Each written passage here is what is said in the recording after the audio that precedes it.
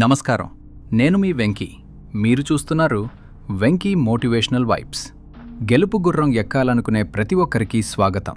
మీ జీవితంలో కొత్త శక్తిని నింపడానికి, మీ ఆలోచనల్లో మార్పు తీసుకురావడానికి నేను ఈరోజు ఒక ఇంట్రెస్టింగ్ కథతో వస్తున్నాను. ఓకే, మరి ఇప్పుడు మనం కథలోకి వెళ్దామా? ఇది రవి కథ.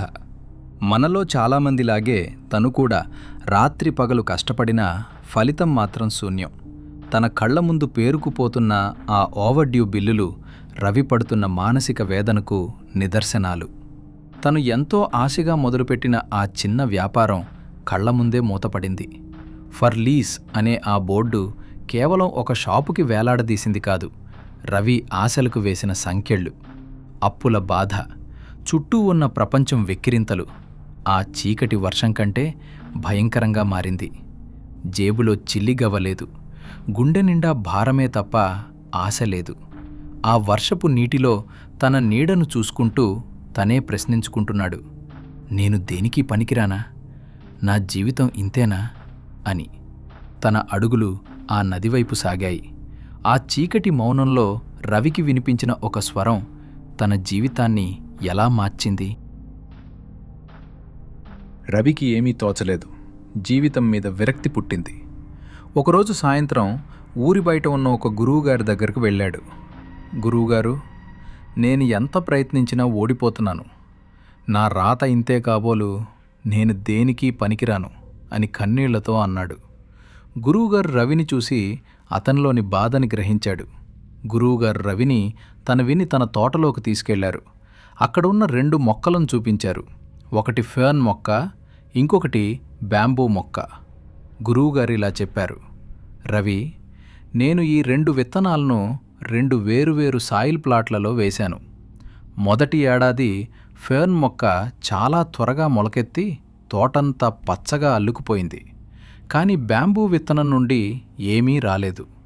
రెండో ఏడాది ఫెర్న్ ఇంకా పెరిగింది, కానీ బ్యాంబూ విత్తనం నుండి మట్టి కూడా కదలలేదు.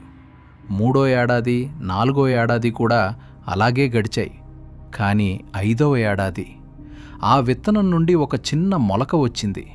ఆశ్చర్యకరంగా కేవలం 6 వారాల్లోనే ఆ బ్యాంబూ చెట్టు 100 అడుగుల ఎత్తు పెరిగింది. అప్పుడు గురువుగారు రవి వైపు చూసి అన్నారు, ఆ 5 ఏళ్లు బ్యాంబూ చెట్టు ఏమీ చేయలేదని అనుకుంటున్నావా? లేదు, ఆ 5 ఏళ్లు అది 5 ఏళ్లు అది భూమి లోపల తన వేర్లను బలంగా పాతుకుంది. పైన పెరగడానికి అది తనని తాను సిద్ధం చేసుకుంది. నీ ఓటమి కూడా అలాంటిదే రవి. నువ్వు ప్రస్తుతం భూమి లోపల నీ వేర్లను బలపరుచుకుంటున్నావు.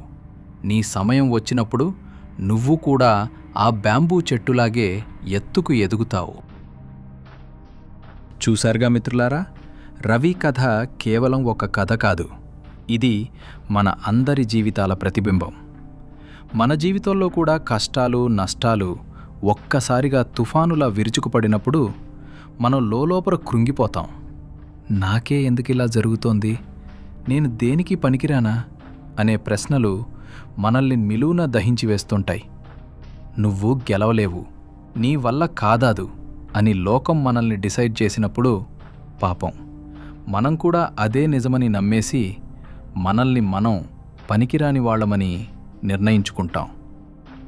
కానీ మిత్రులారా, ఒక్కటి గుర్తుంచుకోండి, నిశ్శబ్దంగా ఉన్నంత మాత్రాన మీరు ఓడిపోయినట్లు కాదు. ఆ బ్యాంబూ చెట్టు 5 ఏళ్ల పాటు నేల లోపల ఏం చేసిందో తెలుసా? అది తన వేర్లను బలంగా పాతుకుంది. పైన పెరగడానికి కాదు, పైన నిలబడటానికి తనని తాను సిద్ధం చేసుకుంది. మీ జీవితంలో వస్తున్న ఈ నిశ్శబ్దం కూడా అలాంటిదే. మీరు ప్రస్తుతం బలపడుతున్నారు అని అర్థం. మీ వేర్లను మీరు బలంగా నాటుకుంటున్నారు. ఈ కథ మీకు ఎలా అనిపించిందో కింద కామెంట్ చేయండి. మీలో ఒక్కరికి ఈ కథ స్ఫూర్తిని ఇచ్చిన నా ప్రయత్నం సఫలమైనట్టే. ఇలాంటి మరిన్ని ఇంట్రెస్టింగ్ మరియు మోటివేషనల్ వీడియోల కోసం మన వెంకీ మోటివేషనల్ వైబ్స్ ఛానల్ని తప్పకుండా సబ్స్క్రైబ్ చేసుకోండి, మరియు లైక్ చేయండి, మరియు మీ ఫ్రెండ్స్కి, బంధువులకి షేర్ చేయండి. మళ్ళీ మరో అద్భుతమైన వీడియోతో కలుద్దాం. అప్పటి వరకు సెలవు. మీ వెంకీ, సైనింగ్ ఆఫ్.